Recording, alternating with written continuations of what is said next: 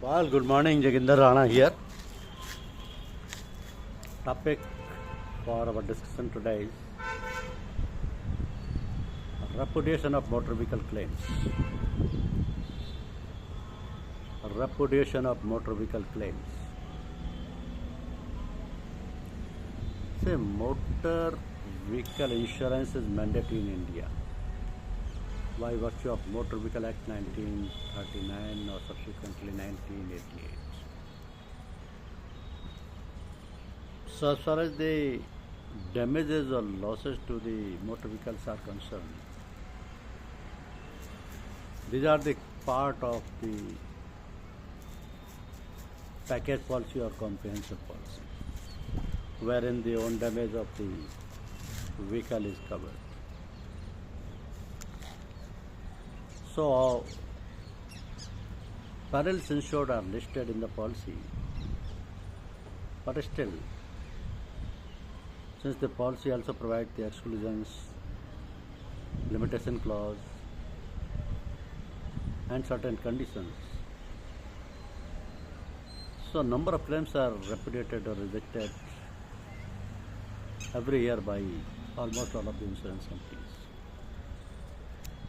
Question is, why motor insurance claims rejected in India?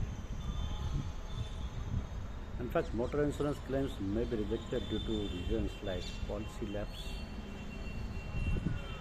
that is, the insurance policy was not active at the time of the incident. Unlicensed driving means the driver did not hold a valid driving license. Policy exclusions means the incident falls under the exclusions such as wear and tear or mechanical breakdown. Intoxication, the driver was under the influence of alcohol or drugs at the time of the accident. And unauthorized vehicle use, using the vehicle for purposes not covered by the policy such as commercial use of a private vehicle. Now the question is, how does driving without a license affect a motor insurance claim? The precondition as per the Motor Vehicle Act is that any person who is driving a vehicle or a motor vehicle at a public place must have a valid driving license. With that valid driving license, valid and effective driving license, but that effective and valid means the driving license must be valid on the date of the accident, as well as it must be effective to drive that category of vehicle. So driving without a valid license is a violation of policy terms. If the driver involved in the incident does not have a valid license, the insurer is likely to reject the claim. What happens if the policy is expired? Insurance policy of motor insurance is normally issued for 1 year. But nowadays, 3 years and 5 years provision is also there. So, the policy has to be seen that what is the period covered under the policy. It may differ for OD purposes and third-party purposes also.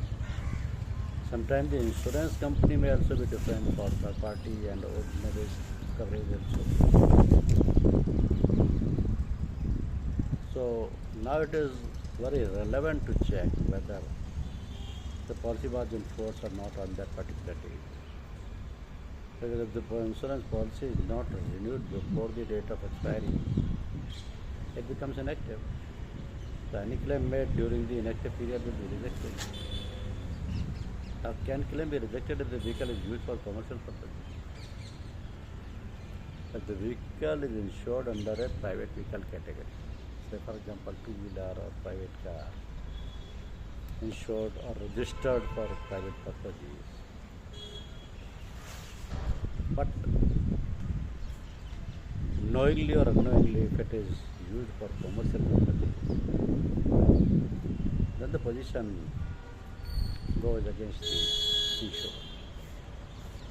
Because if a private vehicle is used for commercial purposes or any activity not covered by the policy, claims arising from incident during such use can be included. So does driver under the influence lead to claim rejection? If the person who is driving the vehicle is under the influence of drugs or liquor and it is found that he was under the influence of the drugs or liquor, then certainly the claim will be rejected because the driver is found to be intoxicated or under the influence of drugs at the time of accident is not covered under the policy.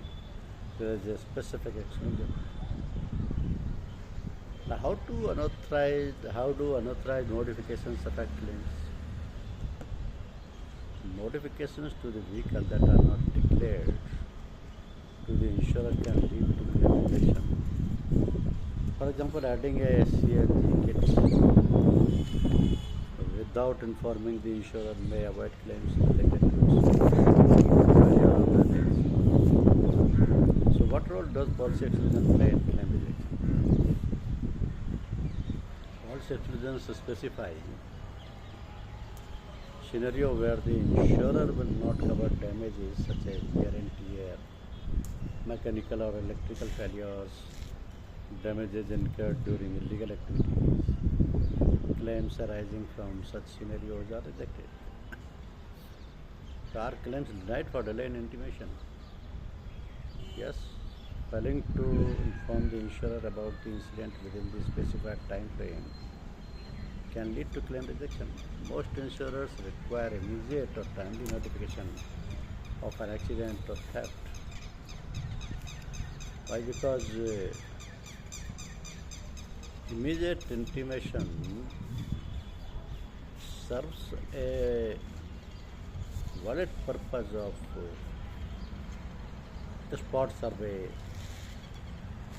as well as final survey, because the moment the insurance company is intimated, the insurance company will depute a surveyor and he will rush to the spot of the incident, and there he will assess the loss or he will inspect the loss. So failing to inform the insurer about the incident within the specified time frame can lead to claim rejection. Most insurers require immediate or timely notification of an accident or theft. So how does incomplete documentation affect? Claims may be rejected if required documents are missing or incorrect, because common documents include FIR in case of theft or major accidents, driving license, policy copy, repair bills, registration certificate, like that. So can fraudulent claims lead to rejection? Yes, any attempt to inflate the claim amount or fake damages or provide misleading information will result in claim rejection. Fraudulent claims may also lead to legal consequences. So what happens if a third-party claim is filed without proper procedures? For third-party claims, failing to follow the legal and procedural requirements such as notifying the motor accident claims tribunal can result in rejection. So how does neglect or improper vehicle maintenance impact claims? Claims may be rejected if the accident or damage results from the owner's negligence, such as driving with the bald tires, operating the vehicle despite known mechanical issues. Proper vehicle maintenance is critical for ensuring valid claims. But to avoid claim rejection, policyholder must adhere to policy terms, provide accurate information, and maintain timely communication with their insurer. So proper documentation and responsible vehicle use are essential to ensure hassle-free claim approval. As far as possible, the insurer must cooperate with the insurance company as well as surveyor at the time of incident and help them to provide necessary documents and